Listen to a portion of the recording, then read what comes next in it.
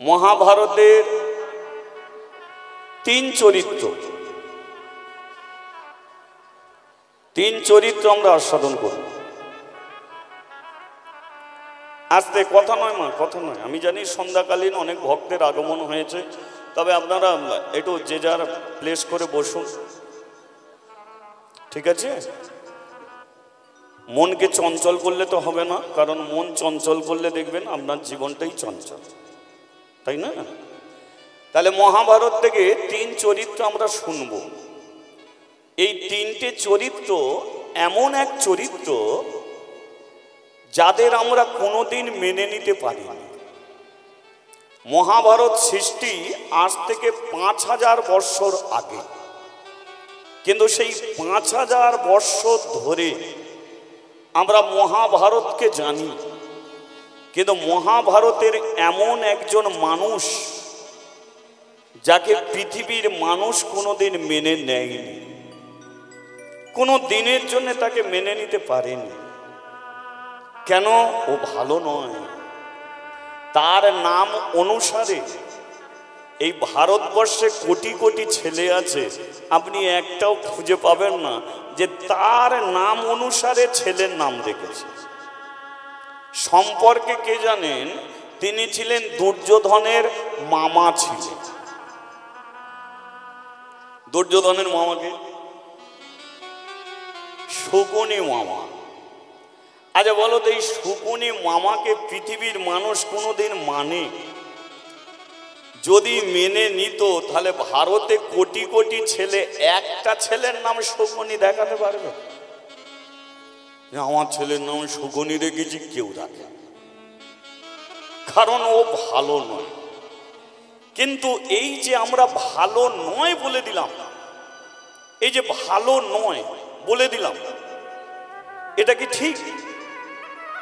তুমি একটা মানুষকে একবার দেখলেই তুমি বিচার করে দিতে পারবে ও ভালো কি মন্দ?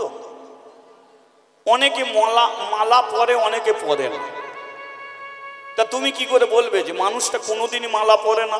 আজকে পরছে না, দুদিন পরে পরতেও তো পারে, পারে না? অনেকে হরি নাম শোনে না, তা বললে শোনে না বলে কি মরার আগে পর্যন্ত শুনবে না? শুনতেও তো পারে। তাহলে তুমি নিন্দে কাকে করবে? এ পৃথিবীতে নিন্দে করে কোনো লাভ নেই। ভাবিয়া করো কাজ, করিয়া ভাবিও না। চোখ থেকে ঝরা জল যদি একবার চোখ থেকে বেরিয়ে আসে, সে জল কোনোদিন চোখে যায় না।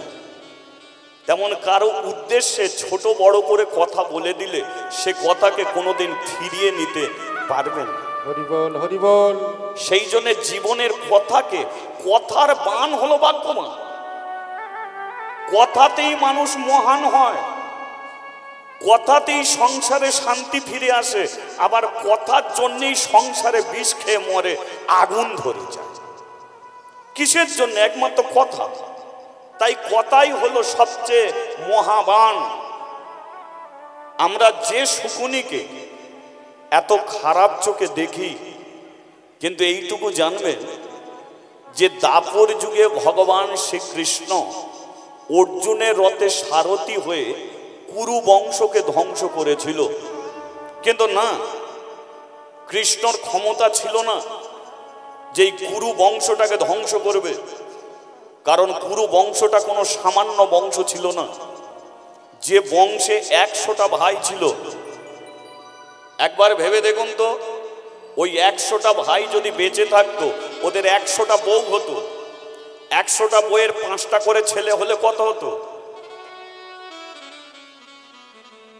আবার এই 500টা ছেলের মধ্যে আবার 5টা করে ছেলে হলে কত হতো?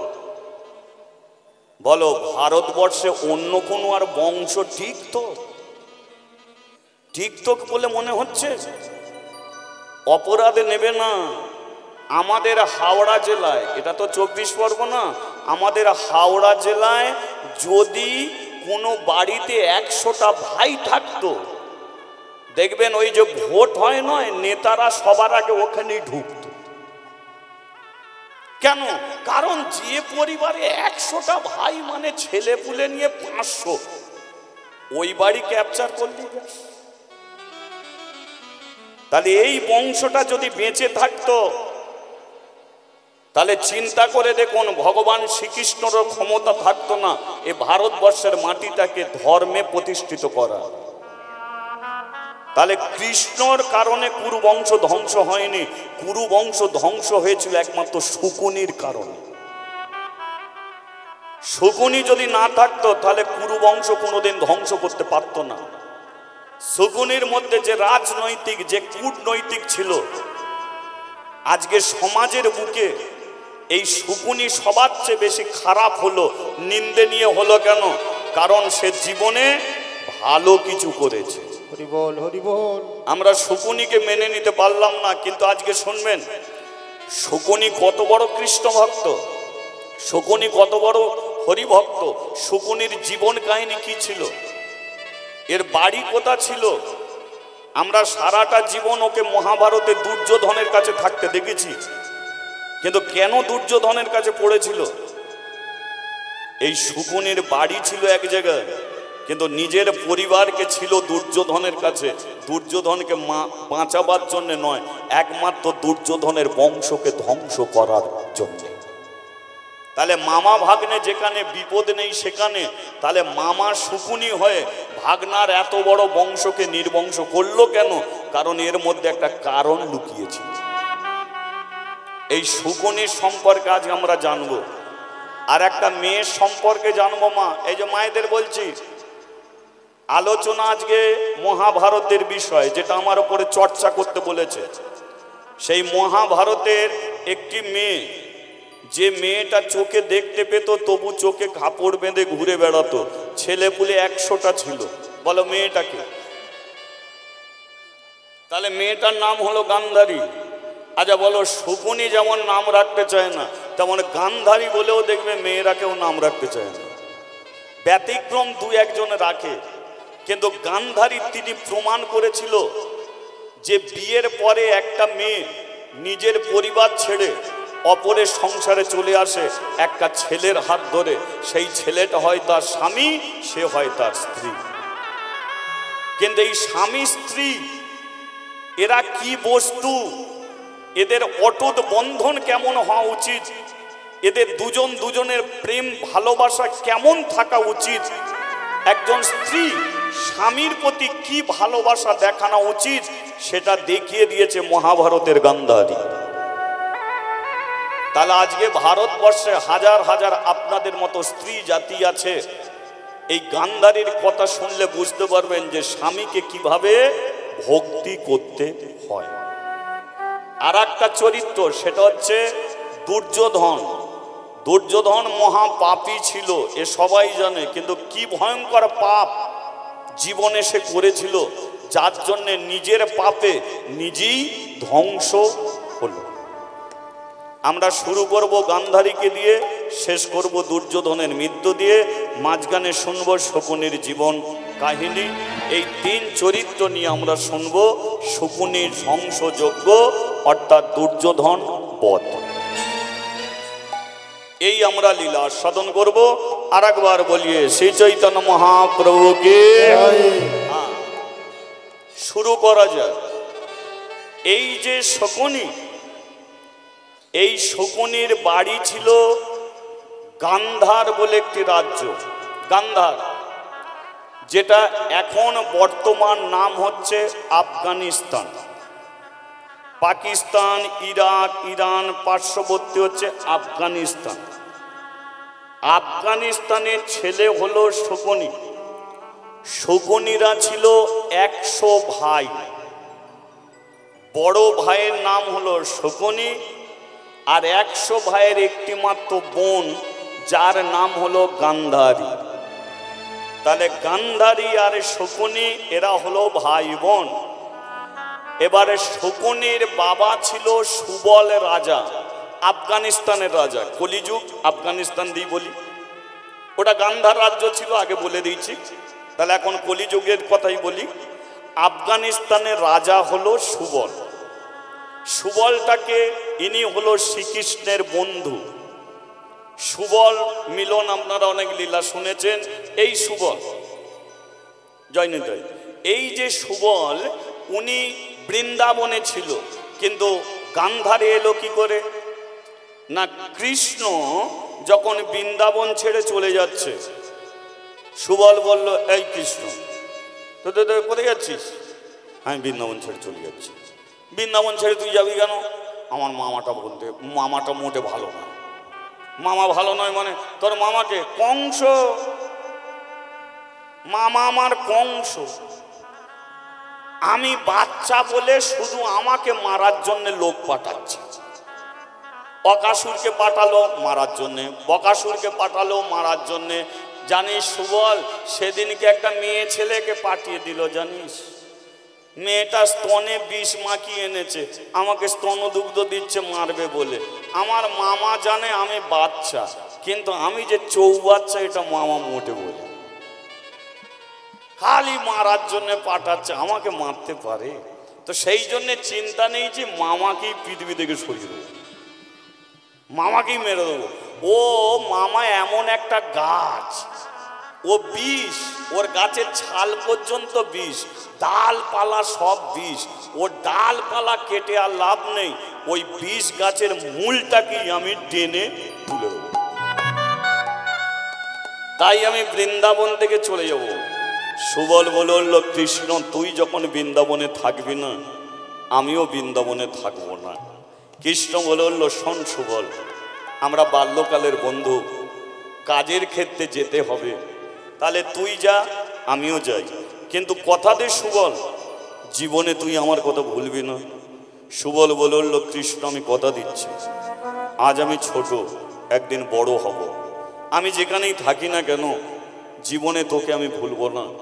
আমার পরিবারে যতজন থাকবে কথা দিলাম, সকালবেলা তোর নাম না করে ওরা জল পর্যন্ত খেতে পাবে না। আমি কথা দিলাম কৃষ্ণ, যা তুই মথুরায়, আমিও চললাম। তাহলে দুজনের কথা হলো যে কৃষ্ণ সুবলকে ভুলবে না, সুবলও কৃষ্ণকে ভুলবে না। কৃষ্ণ চলে গেল মথুরায়, সুবল চলে এলো ওই গান্ধার রাজ্যে, হলো আফগানিস্তানের রাজা। এবার কৃষ্ণকে কথা দিয়েছিল যে আমার পরিবারে সকালবেলা উঠে সবাই তোর নাম করে তারপরে যে যার কাজে যাবে। তাহলে আজকে সুবলের রাজপ্রাসাদে সকাল থেকে হরিনাম শুরু হয়েছে। কি কলিযুগে হরিনাম, যেমন হরিনাম শুরু হয়েছে। হ্যাঁ, 100টা ছেলে বসেছে, 100টা বউ বসেছে, নাতি পুতি নিয়ে, মানে এখানে যা আছে এর চেয়ে অনেক বেশি। সুবল বলল, আর দেরি করে লাভ নেই, চলো একটু হরিনাম করা যাক। রাধে কৃষ্ণ গোবিন্দ গোপাল রাধা রামন হরি হরি হরি বল। কৃষ্ণ গোবিন্দ গোপাল রাধা রমন হরি হরি হরি বল। রাধে কৃষ্ণ গোবিন্দ গোপাল রাধা রমন হরি হরি হরি বল। কৃষ্ণ গোবিন্দ গোপাল রাধা রমন হরি হরি হরি বল। নন্দ দুলা ব্রজের গোপাল, নন্দ দুলা ব্রজের গোপাল, আমার নন্দ দুলা ব্রজের গোপাল। ও নন্দ দুলা ব্রজের গোপাল। গিরিধারী লাল আমার যশোদা দুলা, গিরিধারী লাল আমার যশোদা দুলা, গিরিধারী লাল আমার যশোদা দুলা। গিরিধারী লাল আমার যশোদা দুলা। রাধে রাধে রাধে রাধে রাধে রাধে রাধে নিতাই গৌর হরি বল। রাধে ও রাধে রাধে রাধে রাধে রাধে রাধে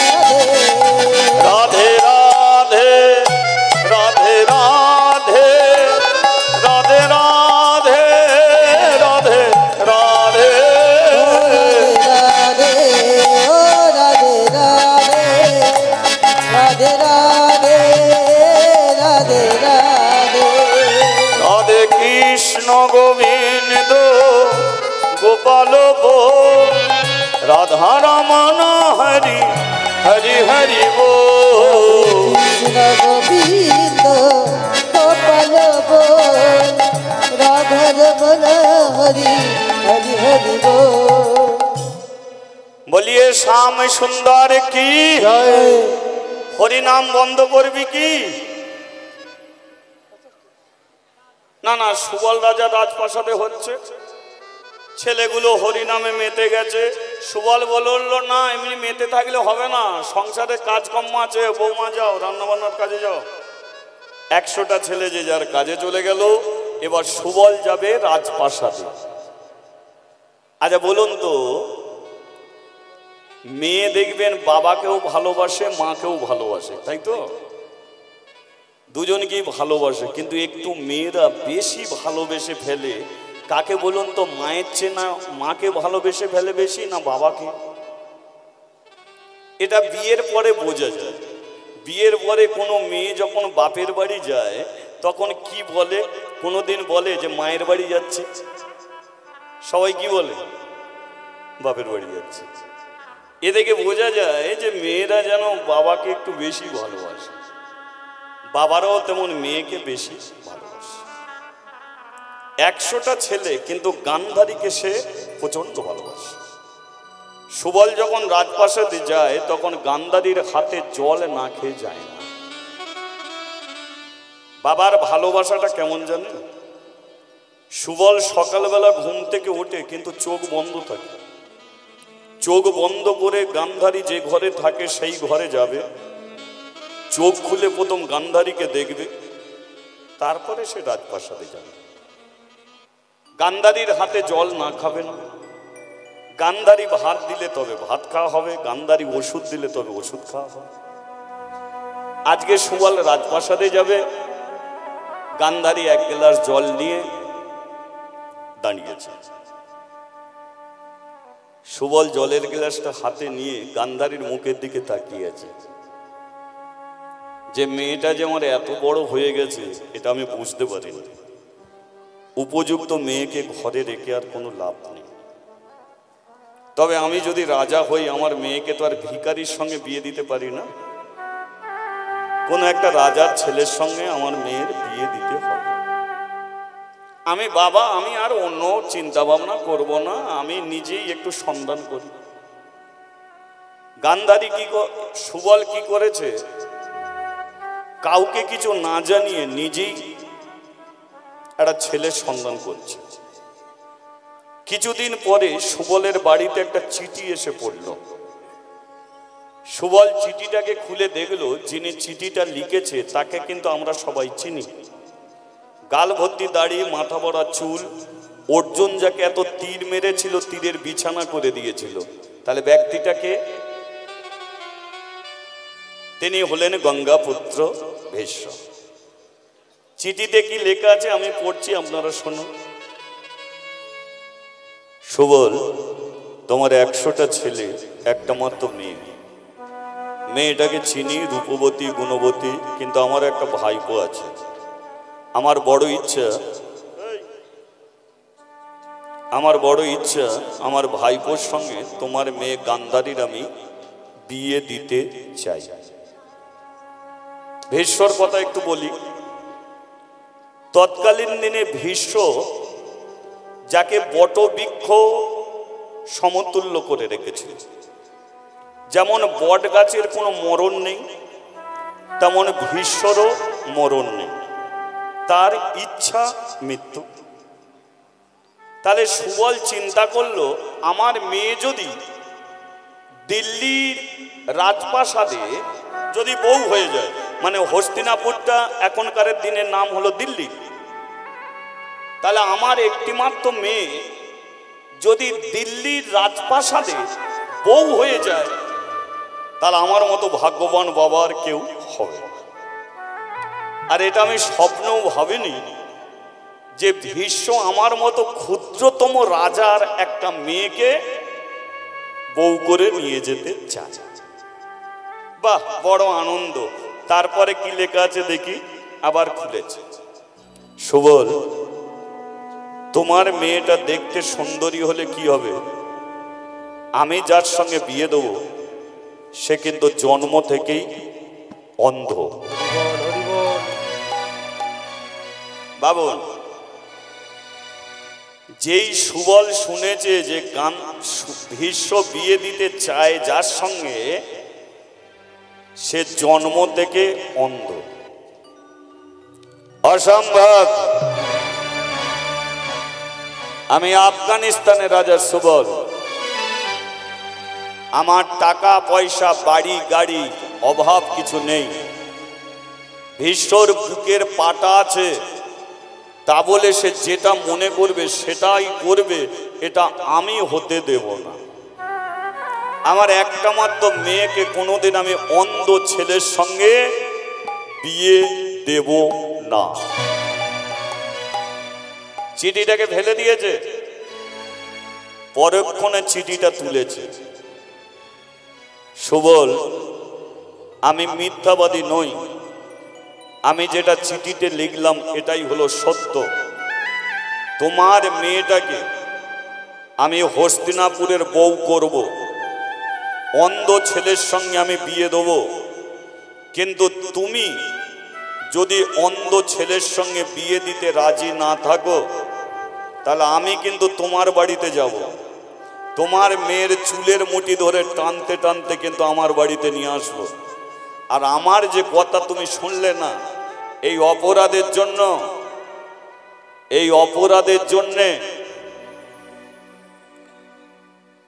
অপরাধের জন্যে আমি তোমাকে তোমার বাড়িতে গিয়ে তোমাকে পচিয়ে গলিয়ে মারব।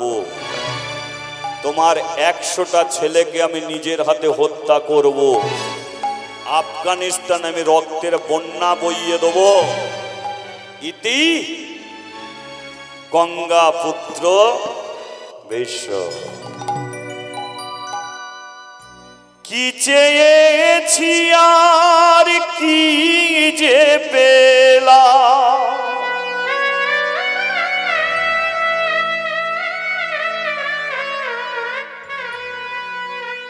প্রতিটা মানুষ একটা স্বপ্ন নিয়ে বেঁচে থাকে। স্বপ্ন, সুবল রাজার জীবনেও একটা স্বপ্ন ছিল যে তার একটা মাত্র মেয়েকে ভালো জায়গায় বিয়ে দেবে। কিন্তু আজকে চিঠিটা পড়ে সে বুঝে নিল, গান্ধারী যদি অন্ধকে বিয়ে করে তাহলে কিন্তু ভীষ্মর হাত থেকে আমরা সবাই বাঁচব, আর গান্ধারী যদি অন্য কাউকে বিয়ে করে তাহলে ভীষ্মর হাতে কিন্তু আমরা সবাই মরব। কিন্তু আমি বাবা হয়ে গান্ধারীকে বলবো কি করে যে তুই আমাদের বাঁচাবার জন্যে একটা অন্ধ ছেলেকে তুই বিয়ে কর? এটা বাবা হয়ে বলা যায়? সুবল রাজা চিঠিটাকে পড়েই চিন্তা করলো যে আমি জীবনে চেয়েছিলাম তাকে সবচেয়ে ভালো জায়গায় বিয়ে দেবো, কিন্তু কোনোদিন ভাবিনি যে আমার একটা মাত্র মেয়ের কপালে এমন লেখা আছে। আজকে চিঠিটাকে বুকে জড়িয়ে ধরে চোখের জলে কাঁদছে। কি চেয়েছি আর কি যে পেলাম,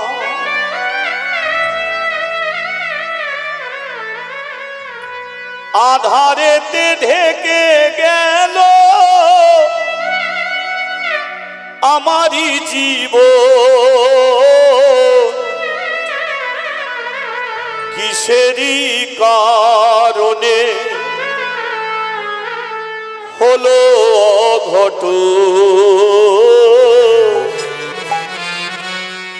কি সাজে সাজালে ওগো নারায়ণ,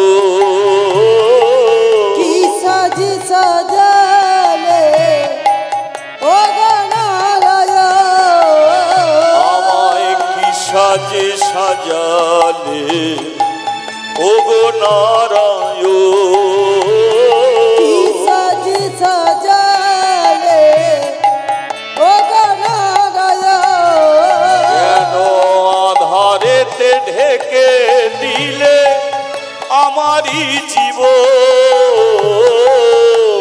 আধারেতে ঢেকে দিলে আমারই জীব কেন আধারেতে ঢেকে দিলে আমারই জীব আধারেতে ঢেকে দিলে আমারই জীব কি চেয়েছি আর কি যে পেলাম আধারেতে ঢেকে গেল আমারই জীব কিসেরই কারণে হলো অঘটন কি সাজে সাজালে ও নারায়ণ কি সাজে সাজালে ও নারায়ণ ও দয়ালে রে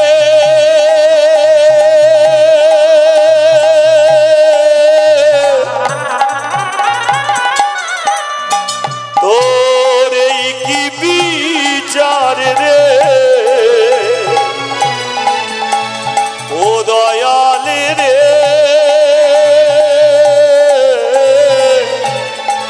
তোর এই কি বিচার রে দয়াল রে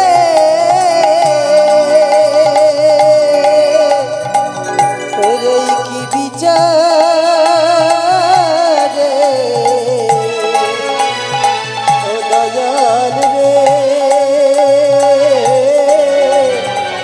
তোর এই কি বিচার রে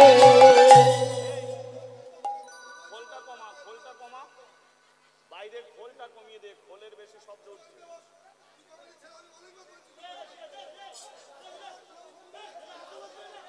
জয় নিতাই ঠিক আছে ঠিক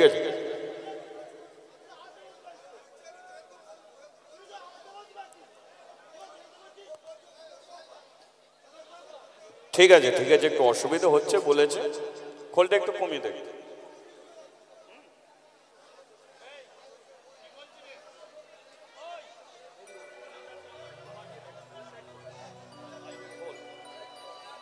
জয় নিতাই ঠিক আছে শান্ত হয়ে যাও। একবার শ্রী গুরু নিতাই গৌরী প্রেমানন্দে হরি বল হরি বল। তাহলে সুবল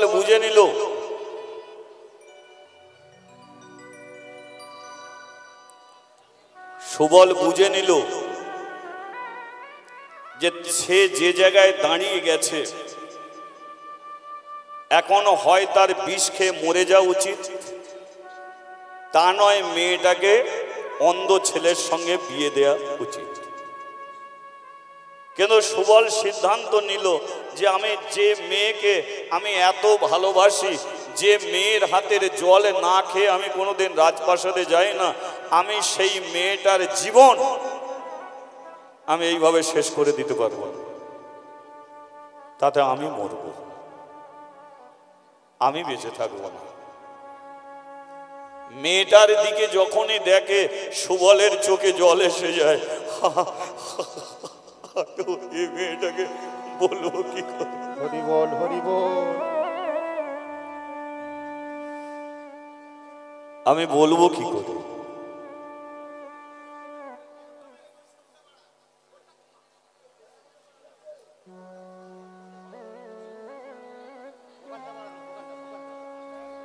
হরে কৃষ্ণ জয় রাধে। ভোকালটা বাইরে বাড়িয়ে রাখ খোলটাকে কমা খোলটা জয় নিতাই।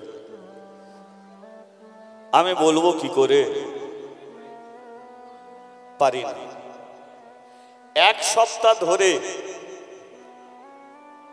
বাবা মেয়ের সঙ্গে কথা বলে না একবার ভেবে দেখুন যে গান্ধারীর হাতে জল না খেয়ে সে রাজপ্রাসাদে যেত না আজকে সে নিজে জল গড়িয়ে খায় নিজে ভাত রেঁধে খায় নিজে ওষুধ খায় কিন্তু গান্ধারী উপযুক্ত মেয়ে সেই গান্ধারী চিন্তা করলো যে বাবা সবার সঙ্গে কথা বলে কিন্তু আমার সঙ্গে বলে না তাহলে কি অপরাধী আমি তাহলে কি অপরাধটা আমি করেছি তাহলে এ বাবাকে গিয়ে ধরতেই হবে এর একটা মীমাংসা করতেই হবে গান্ধারী গিয়ে বাবাকে ধরেছে, বাবা আজকে 1 সপ্তাহ হয়ে গেল, তুমি আমার সঙ্গে দুটো কথা পর্যন্ত বলো না। কষ্ট যদি তোমার হয়, কষ্ট তো আমার হচ্ছে। কি তোমার কষ্ট, কি তোমার দুঃখ আমাকে বলো না বাবা,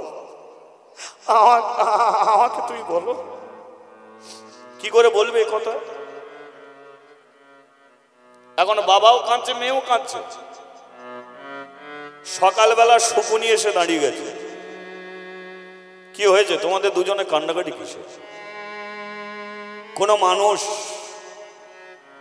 যদি ভেতরে একটা কষ্ট নিয়ে থাকে, যত দিন যায় কষ্ট তার বাড়ে। কিন্তু সেই কষ্টের কথা যদি কোনোদিন কারো কাছে বলে, তবে তার কষ্টটা অনেক হালকা হবে। 1 সপ্তাহ ধরে সুবল ওই চিঠিটাকে নিয়ে ভুগছে।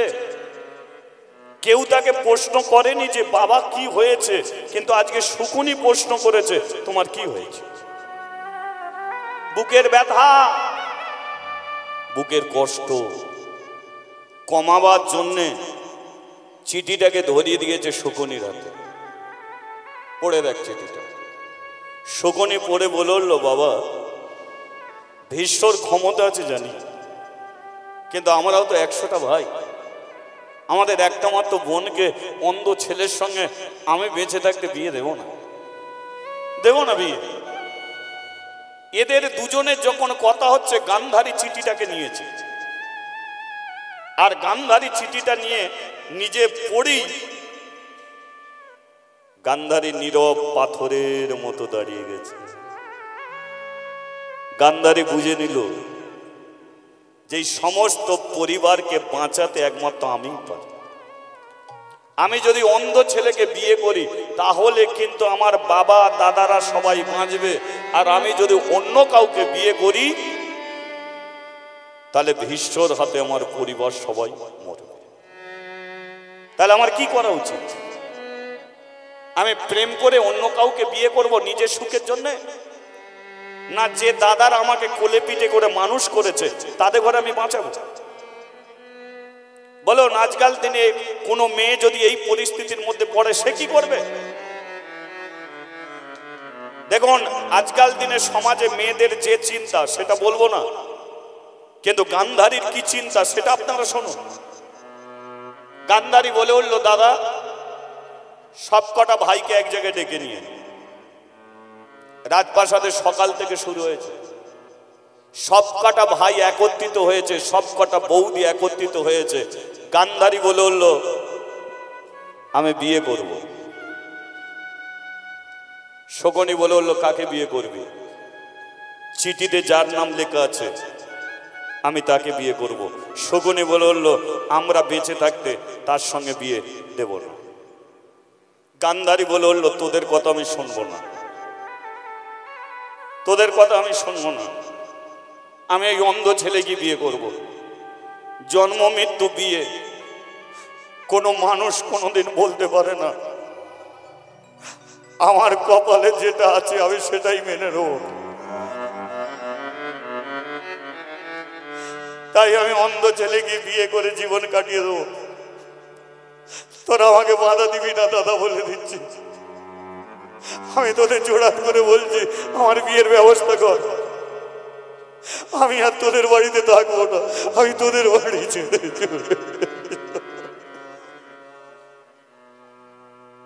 গান্ধারী বুকে পাথর চাপিয়ে নিয়েছে। এখন আর অন্য কোনো সিদ্ধান্ত আমি নিতে পারবো না। আমার একটাই সিদ্ধান্ত, আমি বিয়ে করব। আমার পরিবারকে বাঁচাতে গেলে এটাই আমার শেষ চিন্তা, এছাড়া আর মাথায় অন্য কোনো চিন্তা আমি নেব না। বলে উঠল, শোন দাদা, ওই অন্ধ মানুষটা আমাকে বিয়ে করতে আসবে, এটা আমি হতে দেব না। তাহলে তুই কি করবি? আমি উঠে গিয়ে অন্ধ ছেলের গলায় মালা পরাবো। এবার প্রত্যেকটা চিন্তা গান্ধারীর ভেতরে যে কি ছিল একটু বলে দিই, শুনুন।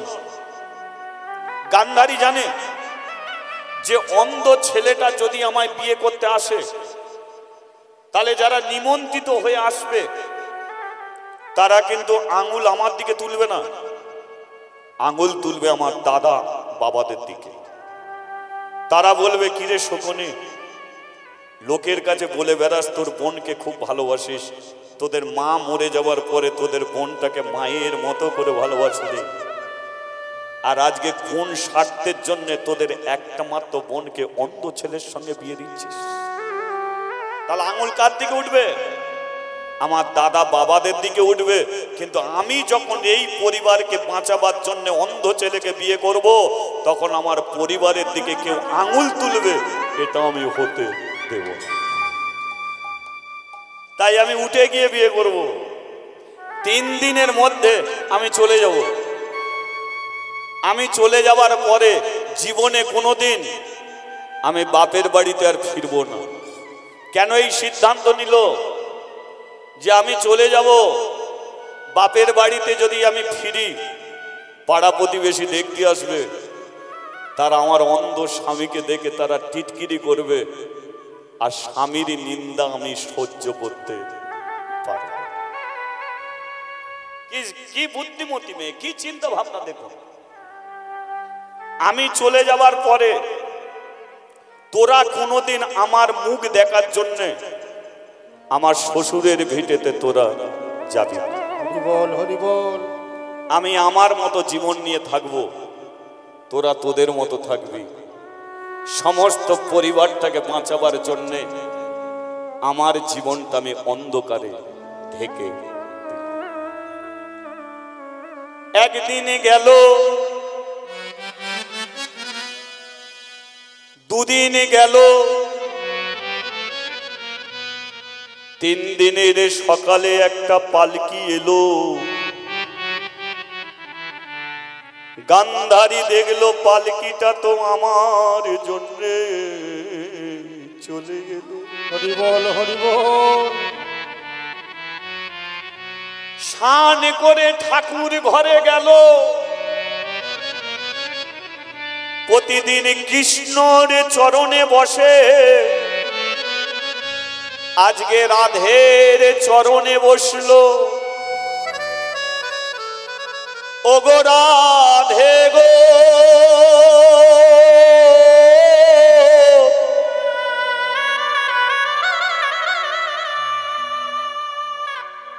আমার পরিবার তোর চরণে আমি দিয়ে যাই। আমার বাবা যদি 1 ফোঁটা জলের জন্যে কষ্ট পায়, তাহলে তুই আমার মতো গান্ধারী হয়ে আমার বাবাকে একটু জল দিবি। রাধে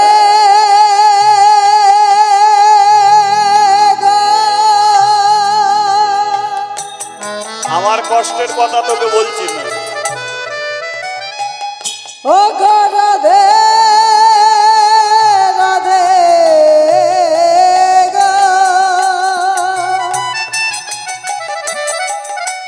हो गो प्रेममयी राधे गो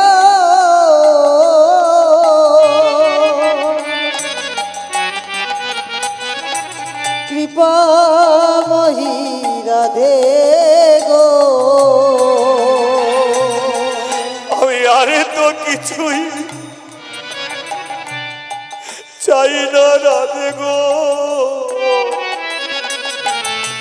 আমার বাবাকে একটু জল দি।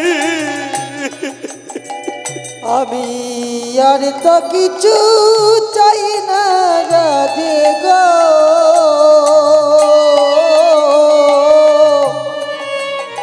শুধু বাবাকে একটু জল দিবি। বলো, গান্ধারী কারো কথা ভাবেনি, ভাবছি আমি চলে গেলে আমার বুড়ো বাবাটার কি হবে। আমার হাতে ছাড়া মানুষটা জল খায় না। আমি চলে গেলে বুঝি বাবা আমার বাঁচবে না। তাই রাধে তুই আমার বাবাকে বাঁচিয়ে রাখিস গো রাধে।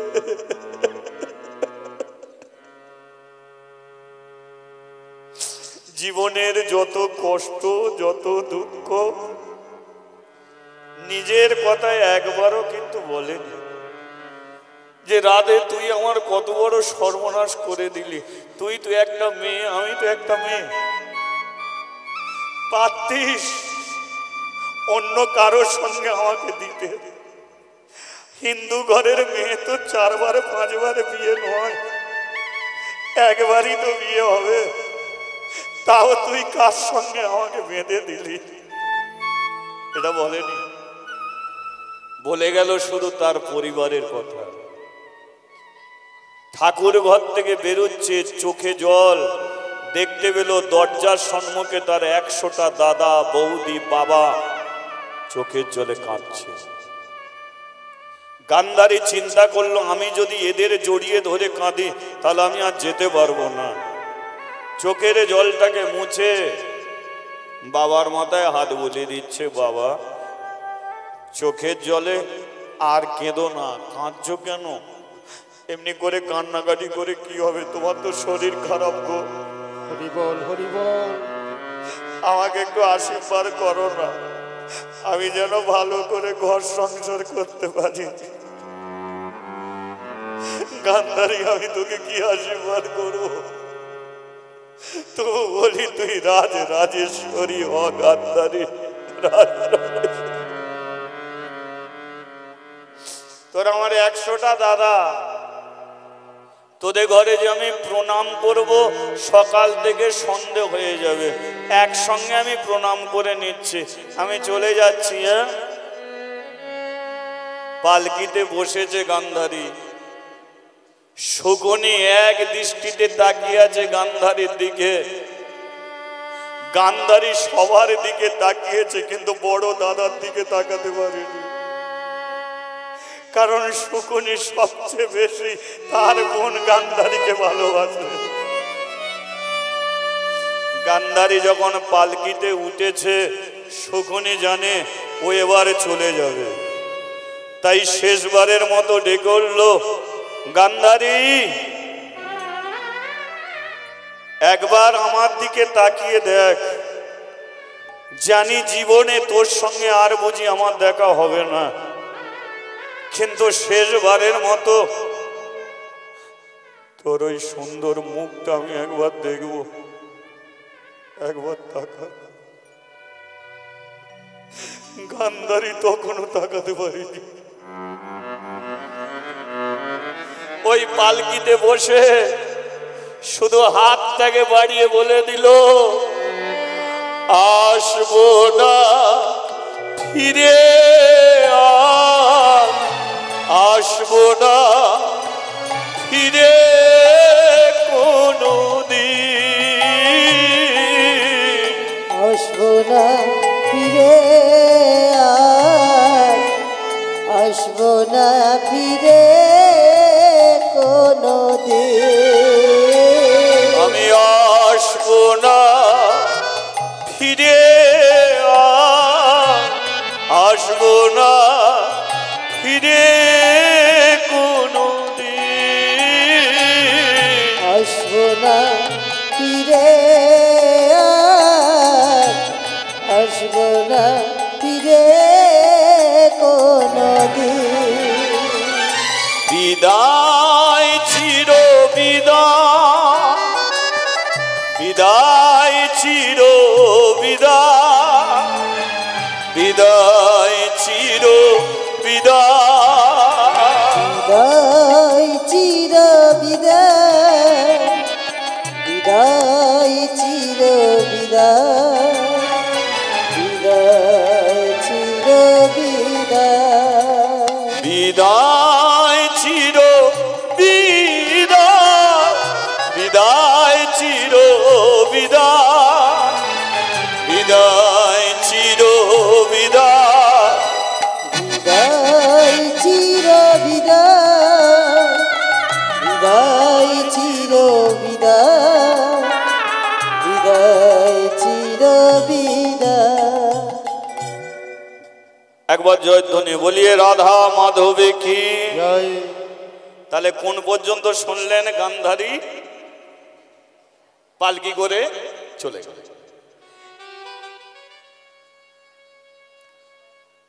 ওই কোণের আলোটাকে একটু জ্বেলে দিলে হতো। না না মা, আপনারা ঘাড় ঘোরাচ্ছেন কেন? আমি এখানের কথা বলছি না। পালকি থেকে যখনই হস্তিনাপুরের মাটিতে গান্ধারী পা রেখেছে, ভীষ্ম বলল, তোরা ভেবেছিলিস অন্ধ ছেলেটার কেউ বিয়ে দিতে পারবে না। এই দেখ, পালকিতে করে একটা মেয়ে উঠে এসেছে বিয়ে করার জন্যে, রাজপ্রাসাদের কোণের আলোটা জ্বেলে দে। তাহলে আলো জ্বলছে কোথায়? রাজপ্রাসাদের আলোটা জ্বলছে। উলু গুলু গুলু ধ্বনি ভরিল ভুবন,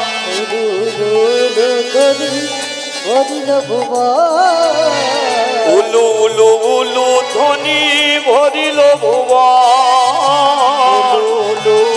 ধ্বনি ভরিল ভুবন। আরে ভক্তগণ সবাই মিলে হরি হরি আরে ভক্তগণ সবাই মিলে হরি হরি আরে কেহ নাচে, কেহ গায়, কেহ বলে হরি, কেহ নাচে কেহ গায়, কেহ বলে হরি, কেহ কেহ আনন্দেতে যায় গড়াগড়ি, কেহ কেহ আনন্দেতে যায় গড়াগড়ি, কেহ কেহ আনন্দ। সবাই গান্ধারীর দিকে তাকিয়ে দেখছে, কিন্তু ভীষ্ম কি দেখছে জানেন? পালকি থেকে যেই নেমেছে, ভীষ্ম দেখছে যে আমি তো শুনেছি রাজার মেয়ে, আফগানিস্তানের সুবল রাজার মেয়ে গান্ধারী। তার রাজার মেয়ে যদি হয়তো যে কাপড়টা পরে এলো, এটা ছেঁড়া কাপড় কেন? পরিবারের মানুষ তো একটা দামি শাড়ি দিতে পারত। সোনা দানার অভাব আমার ঘরেও আছে, ও দিয়ে দেবো, কিন্তু শাড়িটা পরিয়ে দিতে পারত। এগুলো প্রশ্ন করবেন নিজেদের মাঝখানে। শুনছেন গান্ধারী চরিত্র, গান্ধারী কি, কেমন প্রকৃতির মেয়ে শুনুন। সুবল বলেছিল তোকে দামি শাড়ি পরিয়ে পাঠাবো, কিন্তু গান্ধারী বলেছিল বাবা কোনো শাড়ি আমি আর দামি পরবো না। পরবি না কেন? কারণ কেউ না জানলে তুমি ভালো করেই জানো যে আমি যাকে বিয়ে করতে যাব সে জন্ম থেকে অন্ধ,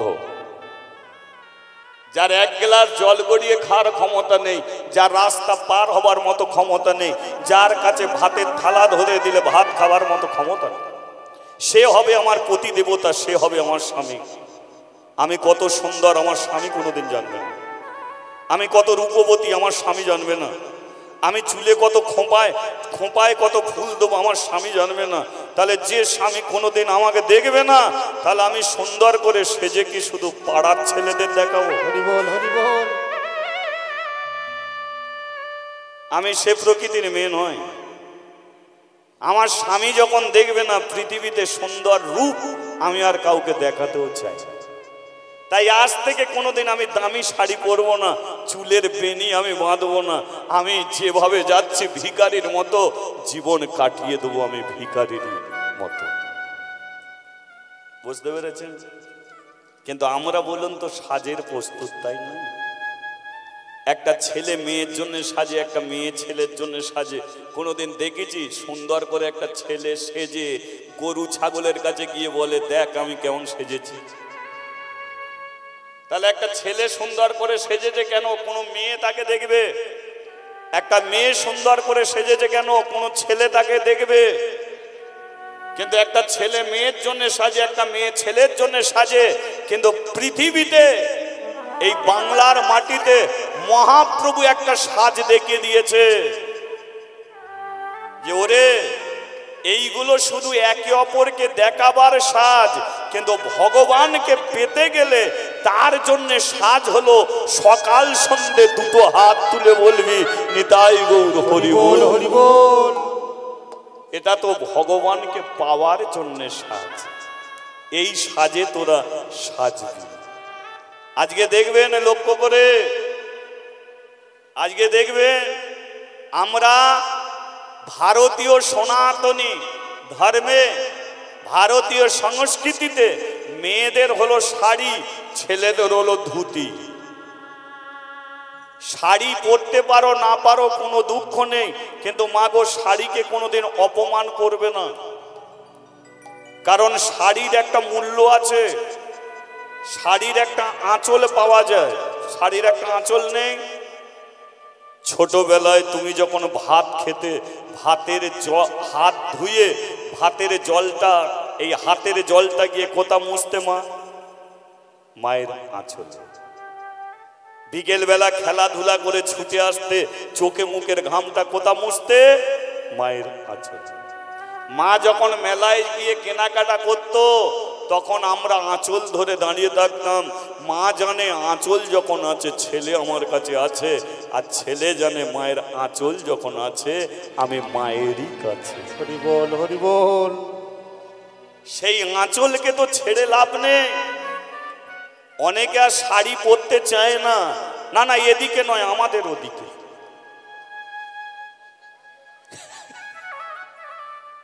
কিন্তু জীবনে শাড়িটাকে ছেড়ে।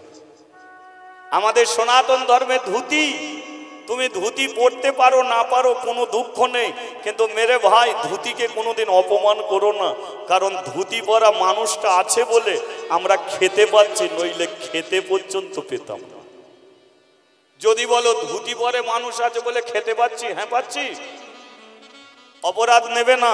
ভারতবর্ষের প্রধানমন্ত্রী নরেন্দ্র মোদী এক রাত্রিতে নোটবন্দি করে দিয়েছিল।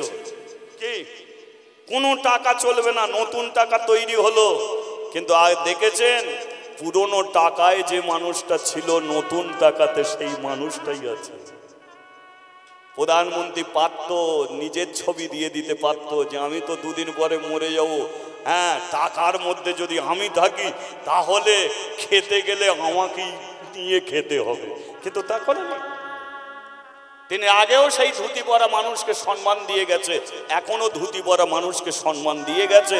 তাই পুরনো টাকাতে যে মানুষটা ছিল, নতুন টাকাতে সেই মানুষ আছে যে কোনোদিন প্যান্ট শার্ট বুট পরেনি, সামান্য ধুতি আর হাতে লাঠি নিয়ে ঘুরে বেরিয়েছে, যিনি হলেন মহাত্মা গান্ধীজি। হরি বল, হরি বল।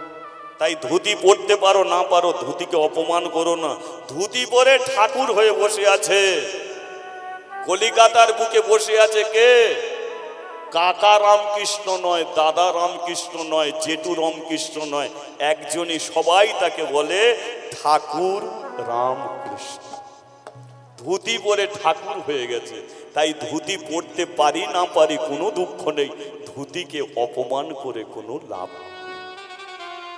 এই এক কাজ কর, মেয়েটাকে সুন্দর করে সাজিয়ে দে। গান্ধারীকে নিয়ে এসে সোনা দানা দিয়ে সাজাচ্ছে, গান্ধারী হাসছে।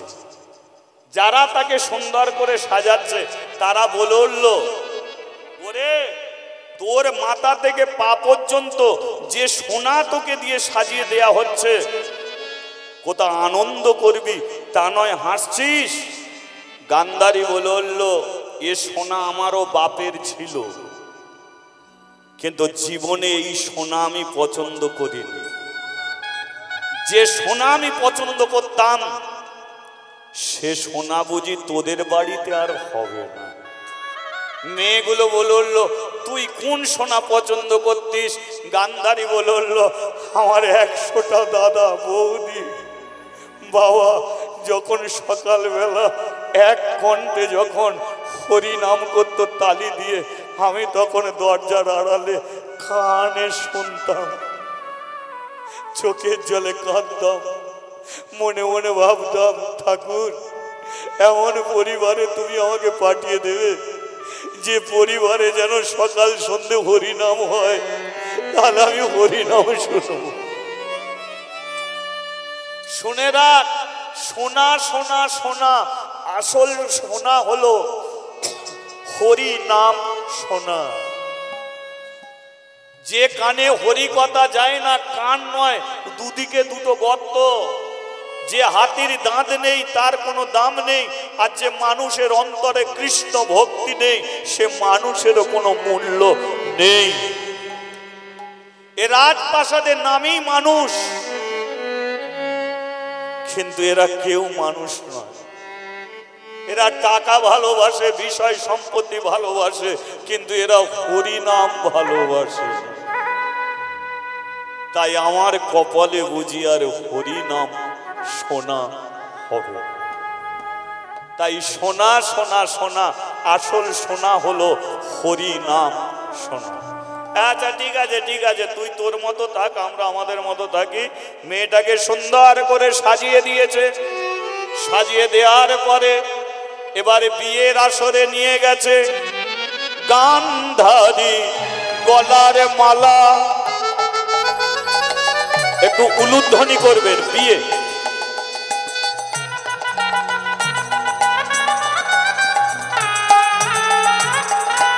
গানে ধারীর গলের মালা অন্ধের গলে দিল। গলের মালা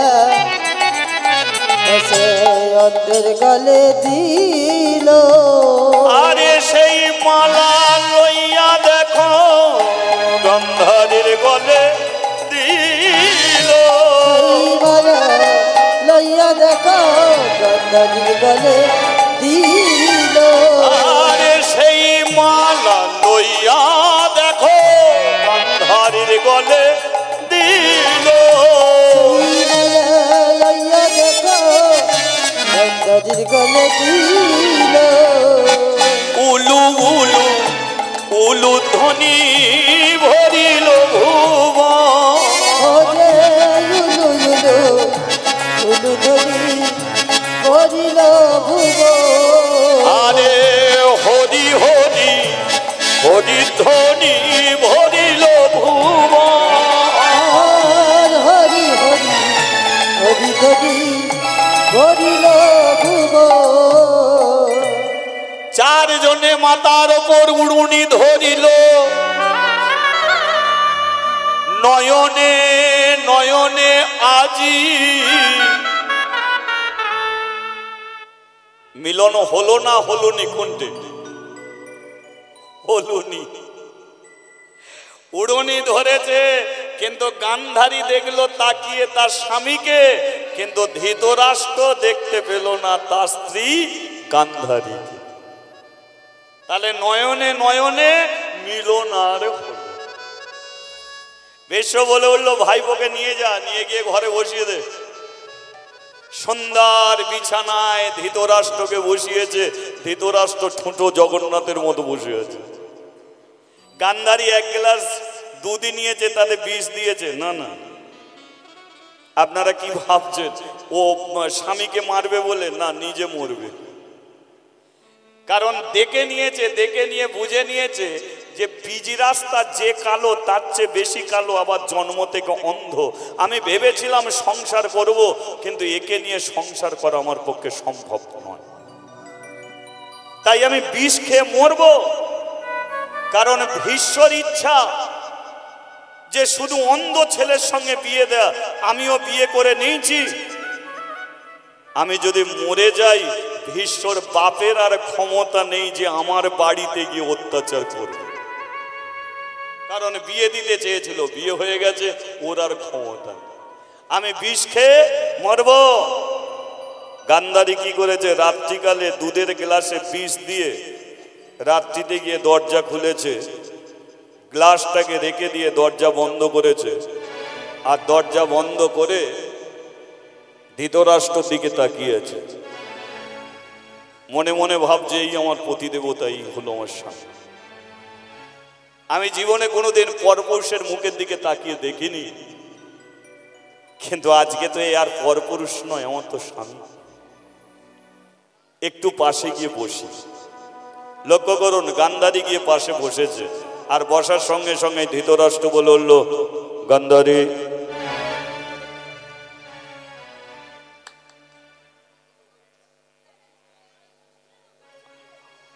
আস্তে আস্তে একটু মেনে নাও, মেনে নাও, মেনে নাও, আস্তে আস্তে, চঞ্চল হলে হবে না।